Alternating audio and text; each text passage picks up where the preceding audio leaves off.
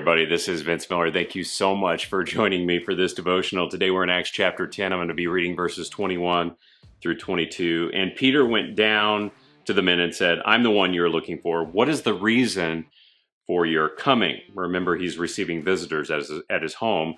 And they said, Cornelius, a centurion, an upright and God-fearing man who is well spoken of by the whole Jewish nation, was directed by a holy angel to send for you to come to his house and hear what you have to say. Now, I think this is an interesting story because many believe that being morally good is good enough.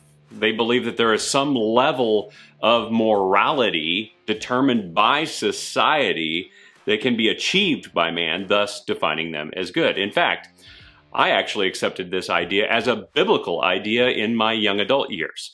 But if you ruminate on the assumptions behind this concept, even for a few minutes, you will conclude that this is really a broken construct.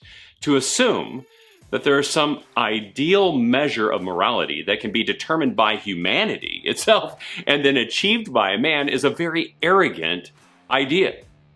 And it's this arrogance that gives way to everything immoral about this world. Actually, if you work out this premise, there could be no more unfair proposition on planet Earth.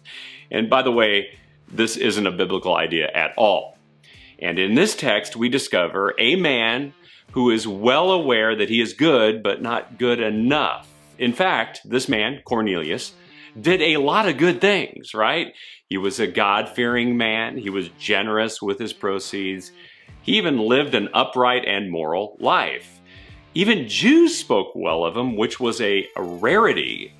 But none of these good things or good deeds or even his good reputation made him good enough. This is morality defined within humanity and by humanity, and it's exhausting and will eventually fail. It will leave us always wanting more. And this leads to a conclusion and a solution. You see, it is only when we discover that we can never be morally good enough by human means that we pursue a better means of morality. We must conclude that moral goodness must be provided by someone who is actually morally good. And that perfectly morally good person is Jesus. And through means of his divine moral perfection, we, the immoral creature, can be recipients of his divine morality through the mercy, grace, and forgiveness of Jesus Christ. Through belief in Jesus' life, death, and resurrection, and remember, the resurrection here is central in Acts, we receive the means to be righteous in God's sight. And this is what Cornelius lacked in this text. He lacked the divine moral goodness only provided by faith in the risen Savior, realizing that his good deeds could never provide these things because, you see, only Jesus' moral goodness is good enough. Even our best moral day is still exceedingly short of being good enough. So here's the good news for all men. You can be perfectly moral. It's called being righteous in God's eyes by declaring your total immorality to him. That's it.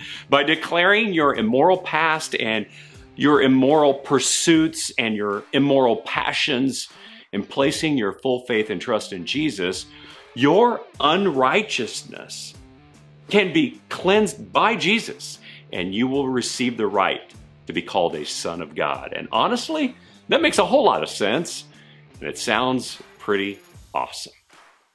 Well, fellas, thanks for joining me for this devotional today. I hope it has encouraged you to stop trying to be so moral by your own means and to receive God's morality by his means through Jesus Christ.